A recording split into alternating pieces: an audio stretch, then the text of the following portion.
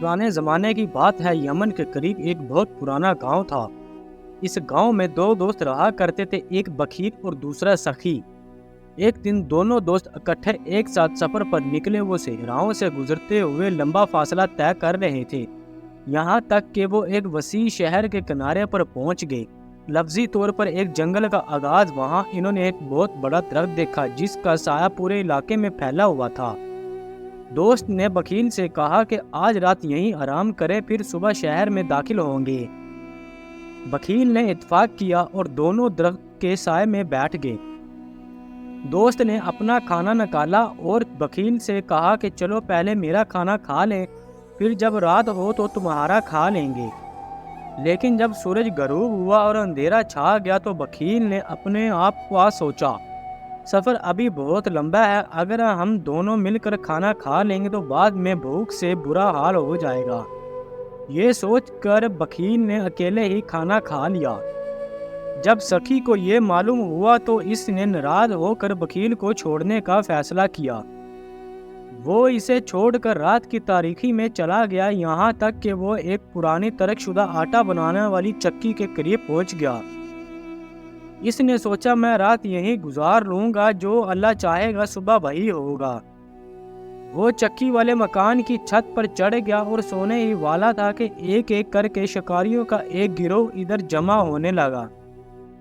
پہلے شیر آیا، پھر تیندوا، بھیڑیا، گدڑ اور لومڑی آتے گئے۔ شیر نے ان سب کو سلام کیا اور کہا، دوستوں ماہانہ محفل میں خوش آمدید۔ اگر کسی کو کچھ پریشانی ہے تو ضرور بتائیے۔ تیندوے نے کہا، اے وقت کے بادشاہ، میرے علاقے میں ایک چوہا ہے جس کے پاس سونے کے سکے ہیں۔ ہر صبح سورج نکلتے ہی وہ انہیں ایک ایک کر کے سورج کے سامنے کرتا ہے اور کچھ دیر بعد انہیں واپس لے جاتا ہے۔ مجھے نہیں معلوم کہ وہ ایسا کیوں کرتا ہے۔ پھر اس نے کہا، اے عقل مند بادشاہ، میرے علاقے میں انسانوں کا ایک بادشاہ ہے، وہ بہت عقل مند ہے، لیکن ان کی ایک بیٹی شدید بیمار ہے۔ ڈاکٹروں نے اس کا بہت علاج کیا لیکن وہ ٹھیک نہیں ہوتی۔ بادشاہ نے اعلان کیا ہے کہ جو بھی شہزادی کا علاج کرے گا وہ اسے ٹھیک کرے گا، وہ اس کا شوہر بن جائے گا، اور اس کا علاج ایک خاص مرغی کے انڈے میں ہے جو دوسرے گاؤں کے ایک غریب کسان کے پاس ہے۔ پھر اس نے کہا، اے بادشاہ، میرے علاقے میں ایک درخت ہے جس کی شاخیں آسمان تک پہنچی ہوئی ہے، اس کی جڑیں زمین کی گہرائیوں تک پہنچی ہوئی ہے، لیکن وہ درخت پھل نہیں دیتا کیونکہ اس کے نیچے اتنا وسیع خزانہ ہے کہ وہ خزانہ پورے محل میں بھی نہیں آ سکتا۔ گدڑ نے کہا، اے بادشاہ، انسانوں نے ہم پر بہت ظلم کیا ہے، ہمیں شکار نہیں کرنے دیتے بلکہ ہمیں مار دیتے ہیں۔ میرا قبیلہ بھوک سے مر رہا ہے۔ چھوٹے گدڑ پرانا اور بدبو والا گوشت کھانے پر مجبور ہے اور وہ بھی آہستہ آہستہ ختم ہو رہا ہے۔ شیر نے سب کی بات سنی اور کہا، میں تم سب کے لیے کچھ نہ کچھ ضرور کروں گا۔ میں تمام معاملات کو دیکھ لوں گا اور علاقے میں خطرے اور مسائل کو حل کروں گا۔ سخی چھت پر لیٹ کر سب کچھ دیکھ رہا تھا اور سن بھی رہا تھا۔ اس کے بعد سب جانور واپس جنگل میں چلے گئے۔ اگلی صبح سخی نیچے اترا اور اس جگہ چلا گیا جہاں تیندوے نے چوہے کا ذکر کیا تھا۔ اس نے دیکھا کہ چوہا واقعی سورج کے سامنے سونے کا سکہ کر رہا ہے اور چوہے کے ارد گرد وہ بھی سونے کے سکے پڑے ہوئے ہیں۔ سخی نے ایک پتھر اٹھایا اور چوہے پر پھینک دیا۔ چوہا ڈر کے بھاگ گیا۔ سخی نے سکے لے کر گاؤں کی طرف چلا گیا جہاں مرغی تھی۔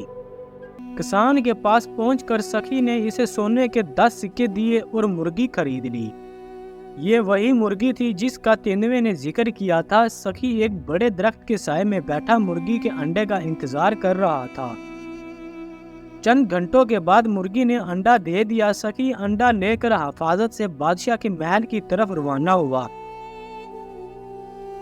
محل پہنچ کر سخی نے بادشاہ سے کہا، اے بادشاہ، میں تیری بیٹی کا علاج کرنے آیا ہوں۔ شہزادی کی بیماری کا علاج ایک خاص انڈے سے ہوگا۔ بادشاہ نے کہا، اگر تم اس کا علاج کرو گے تو میں تمہیں انعام دوں گا۔ سخی نے جواب دیا، میں علاج ایک ایسے کمرے میں کروں گا جہاں صرف میں اور شہزادی ہوں گے۔ زمین یا آسمان کی اور کوئی چیز نہیں ہوگی۔ بادشاہ نے شرط مان لی۔ دو محافظ شہزادی کا بیڈ اٹھا کر اسے الگ کمرے میں لے گئے۔ سخی نے انڈا توڑ کر کپڑے پر لگایا اور پھر شہزادی کے جسم پر وہ کپڑا لگانے لگا۔ تھوڑی ہی دیر کے بعد شہزادی حرکت کرنے لگی۔ وقت گزرنے کے ساتھ شہزادی مکمل طور پر صحت یاب ہو گئی۔ بادشاہ نے خوش ہو کر شہزادی کی شادی سخی سے کرنے کا پورے گاؤں میں اعلان کر دیا۔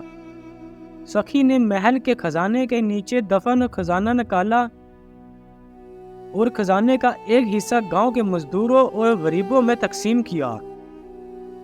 کچھ دنوں بعد سخی کی ملاقات اپنے پرانے دوست بخیل سے ہوئی۔ بخیل نے پوچھا، تم اس مقام تک کیسے پہنچے؟ سخی نے سارا قصہ سنایا۔ بخیل کے دل میں لالچ پیدا ہو گیا اور وہ بھی اگلے دن اس جنگل میں چلا گیا۔ لیکن رات کو راستے میں جنگل کے درندوں جانوروں نے بخیل کو گھیر لیا۔ بخیل شدید زخمی ہوا اور بامشکل اپنی جان بچا کر ادھر سے بھاگ نکلنے میں کامیاب ہو گیا۔ اس طرح بخیل کا لالچ ناکارہ ہو کر ختم ہو گیا۔ سخی اپنی دانشمندی، مہربانی اور سخاوت کی بدولت شہزادی کے ساتھ خوشگوار زندگی گزارنے میں کامیاب ہو گیا۔ پوری کہانی سننے کے لیے آپ سب دوستوں کا بہت شکریہ۔ آپ کو یہ کہانی کیسی لگی پلیز کمنٹس میں اپنی رائے دیں اور ہمارا channel story T V official کو سبسکرائب کریں اور بیل آئیکن کا بٹن دبائیں تاکہ ہر آنے والی نئی ویڈیو بآسانی آپ تک پہنچتی رہے۔